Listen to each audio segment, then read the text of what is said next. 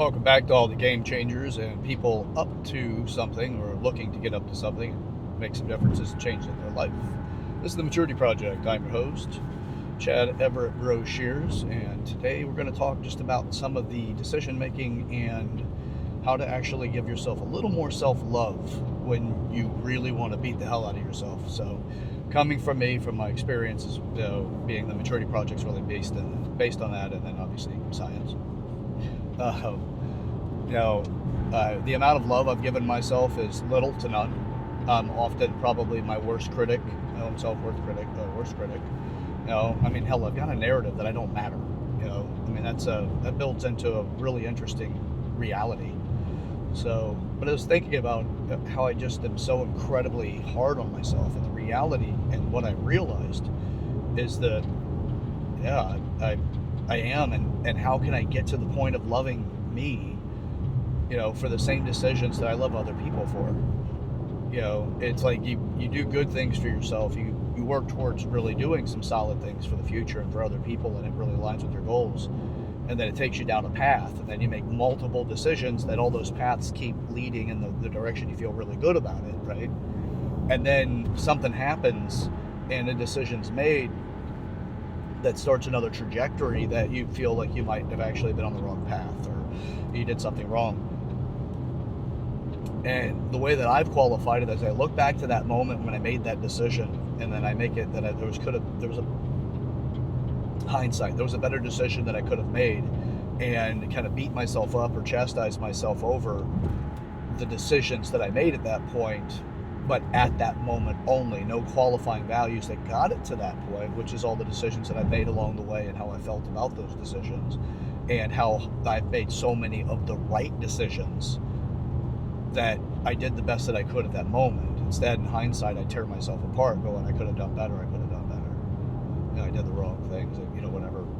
So the depth of how we really get this sense of fulfillment and joy in life, or the feelings of happiness, they're cumulative. Happiness becomes an accumulative thing, but the way that you kind of treat yourself in the process, it's interesting how you can take something you've done so many of the right things for, and then you make it something that you chastise yourself for. I understand why we do it. It's an importance to try to ensure that that behavior, if ever presented again, or the opportunity presented itself for that behavior to be the most ideal, then we want to have an intervention on that by giving ourselves enough of emotional impact, typically in the negative, right? Especially in this way, is a chastising, being more of a punishment direction, or corrective behavior, discipline. So we give ourselves that much hardship talk. That's just, you can't make these mistakes again. Well, how can you really give yourself a whole lot of self-love if you do that to yourself? Now, I'm not saying don't do it. We got to figure out how to make a better alternative, because if you're going to change a behavior, we're going to want to replace that behavior with something else, because that behavior is attached to an outcome. If it's biting your fingernails, that behavior is likely attached to the outcome of trying to alleviate anxiety by refocusing attention through the sensory system into a specific place, which is the high sensation of the lips and fingertips, and then the busyness of why to keep those things together when you're really anxious, and it helps redirect that anxiety into something else. So that's probably a really easy way of getting to that perspective, versus the challenge of getting to it, with other examples. So hopefully that one works for you. But that does branch into pretty much all of our behaviors and how we do things. We just don't always have the most easy to experience of such a high load of peripheral nerves. Peripheral nerves are high sensation nerves that are like, fingertip stuff like that. That's typical for dexterity. But anyway, it just gives you feedback. Well, there's a lot of things that we do, we don't get that same level of feedback. I mean, think about it. Like right now, if you hadn't thought about that before, about your hands and your fingers and your lips coming together to chew your nails to help mitigate anxiety, well, who's talked to you about that before? Who's brought that to your attention? Have you ever thought about it? So it's that's already something that has a high level of feedback to the nervous system, but we're so attached to the behavior of why we do it and the outcome of doing it. And it's not the why, it's the reason for doing it. So why would be more of the curiosity. Maybe I'm just semantically putting something together here to kind of help support the communication process. Idea to creating that idea and your world, and how it can make sense to help you mold your world into something else that you want. So a lot of the stuff is that we get so trapped by our thoughts that we can't think outside of that. Right? We're so conditioned by our thoughts, we put the limits on ourselves. We don't even realize we've done it. So I'm going through my experiences as I've gone through some pretty chaotic things recently that are a great degree of stress inducing. It's one of the this is the most challenging time of my life. And going through that, I'm reevaluating the decisions that I've made that got me to this point, and then I'll catch myself subconsciously, or maybe not necessarily fully subconsciously, but on a very low level of consciousness, a behavior directed conscience, that I'm catching myself, being pretty nasty to myself about the decisions that I've made. And it's not common, but it's occasional. But it's enough for me to go, oh, there's some work here. There's something to put in, some effort to put in here. So I'm putting that effort in to realize some things. And the lack of self-love that I have, that's a really interesting realization, because I've been hearing from people a lot lately that I'm too hard on myself. And what that kind of communication means is not that I'm too hard on myself, you're doing a great job, keep working harder, or give yourself a little bit of a break. It's more of give yourself some love. Appreciate you for a minute. If nothing else, if you're not doing it for a minute, get a little. How about you get that appreciation in now? Give yourself a little appreciation for a minute. Then you get it. So. Yeah, but you got to be aware of it. If you're not aware of it, it's running the show, whatever that is. So, awareness is key. Sunlight is a great disinfectant, right? You can kill off a lot of the bad behaviors if you just are aware that you're doing them. If you're not aware you're doing them, you build other pieces of reality off of that behavior in some way. Because it's all interconnected when you get to the way that we line up our thoughts throughout our lifetime and our experiences, and we qualify what we want and what we don't want. So. Yeah. So as we continue on with this, these are the things that I'm realizing, and me sharing that is, it's fascinating how vulnerable it can make you feel, especially as most people in my experience have been, and including myself, to think to step out and actually lead something, to try to offer something to the world that's valuable enough to actually contribute. Then there's the question of what makes you think you're so important. You're pretending, or it's only going to work for a couple of people, or you get all of these different conversations it's the conversations of the loser, but it's not the full loser. This is the skeptical. It's not the loser yet, it's the skeptic. What makes you think this? What makes you think that? The loser language is when you say you can't do that. You're going to fail at this. You're bad at it. That's the loser language. The skeptic's language is just how you would be skeptical of anybody else. Just what makes you think you've got what it takes, explain it to me, show it to me. Except it's just you don't always focus on your traits that actually can build that to success, because you're not familiar with the traits necessary for it to be successful. Because if you are familiar with the steps that are necessary for it to be successful, you should be successful. Because over time, you'd look at, especially if you use this model of thinking, you'd start looking back at every one of the steps that you have actually made these decisions to get you to where you are, and you do something about that. You say something to yourself about it. You qualify it in a way that you actually have something more tangible than a loose thought that you don't put any focus on. These ideas that are, disembodied, they just don't have any anchors. There's nothing to it. So they just keep floating about, then you get focused because one of them gets to the point it actually deserves attention. And then what do you do with that? It can take root at that point. So you've made decisions along the way. What is it about the decisions you've made that have made you more or less successful? Because as you want to create something specific, it will require the discipline necessary. Some people don't talk about the discipline necessary because they're already lined up. But they don't need those things to be overly addressed, so they don't feel effort in the fact that they're disciplining themselves, because they're already disciplined there. But then you have other people that aren't as well, and then they're the ones that'll tell you it takes a lot of discipline, to achieve whatever. But typically that person is on a high level of achievement, which kind of in itself almost takes away from the benefit of what you're doing anyway. Because if they're at a high level of achievement, you can tell yourself that you're not going to get to their level. They're special, something about them, instead of looking at it like a day-to-day thing.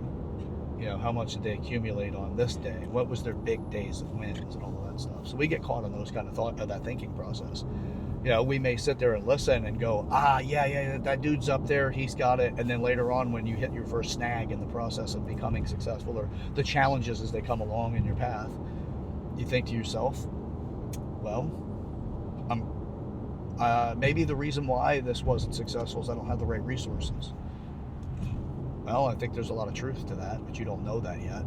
You're just giving yourself speculation. And then you say, well, maybe it's, it happens again, and the challenges happen again, and you feel that you're not making the kind of progress that the other person seems to show with ease, the one that actually is incredibly successful at it. So you watch that, you do your thing again, and you realize it's a challenge and it's hard for you to keep up with, and you just don't see the same results as what you think the other person receives based off of what they do and their effort that they put in. And then eventually it gets to the point you're like, it's probably not for me. Maybe they're special. Maybe that's why. Because it can't just be that it's not for me. Maybe they're just special. They get some sort of special benefit or gain that I'm unaware of. Maybe they're born with this special mutation that makes them good at this particular thing.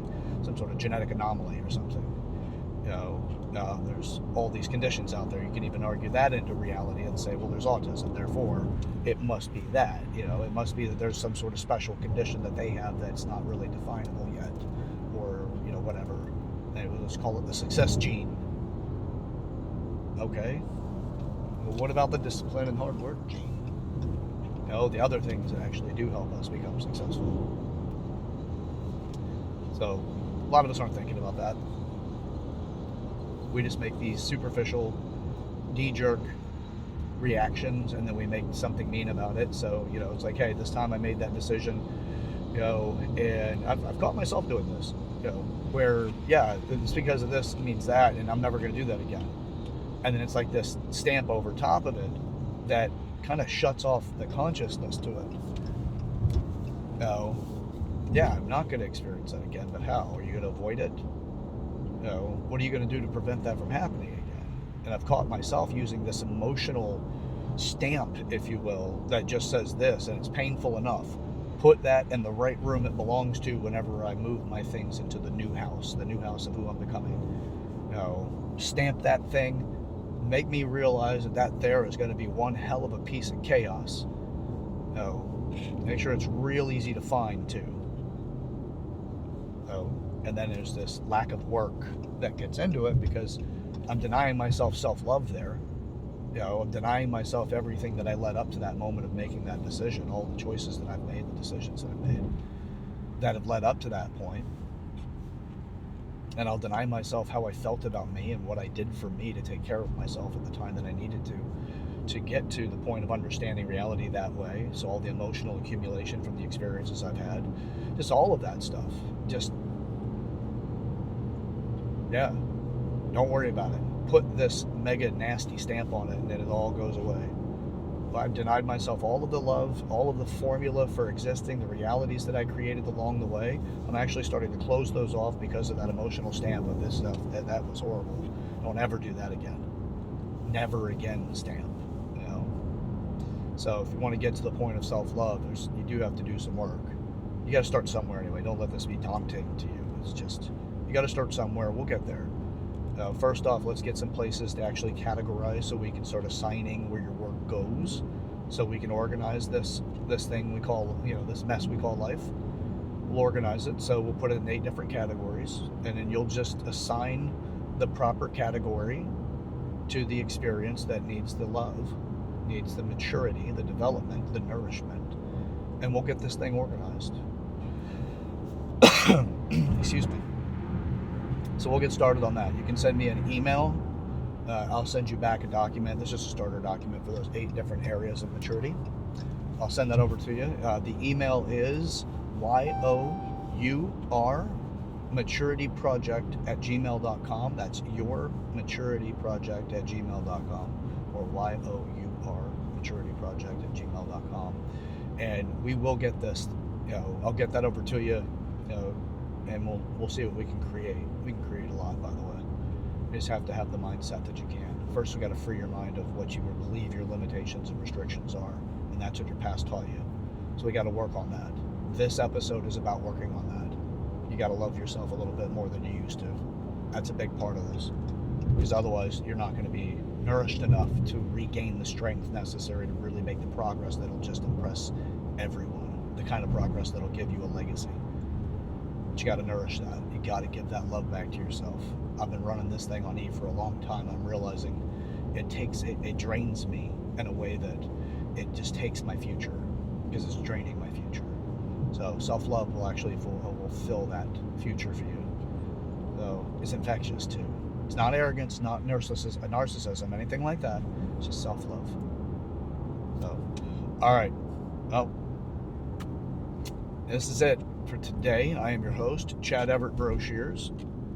This is the Maturity Project. If you feel this conversation could create an opportunity for you to make an impactful and meaningful conversation with somebody else, share this video with them. Get a conversation started today out of something from today's video. Make it the work that's breaking you from your past. So get a journal. Start writing this stuff down, man. Let's get to work. You got tomorrow, you got the day after. What's 5 minutes of your day, 10 minutes of your day? What's the allowable percentage that you're willing to work and invest in yourself every day?